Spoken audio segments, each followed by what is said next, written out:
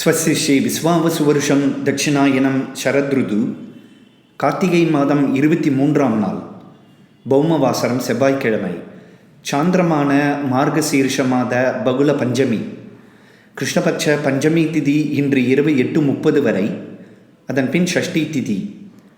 பூச நட்சத்திரம் இன்று காலை 8:40 வரை. அதன் பின் ஆயில்ய நட்சத்திரம். மாகேந்திர நாம யோகம், கௌலவா நாமகரணம். இன்றைய ஸ்ராத்த திதி பஞ்சமி.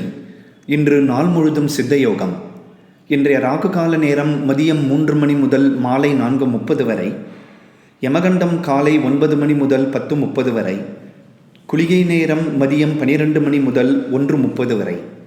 சந்திராஷ்டம விபரம்.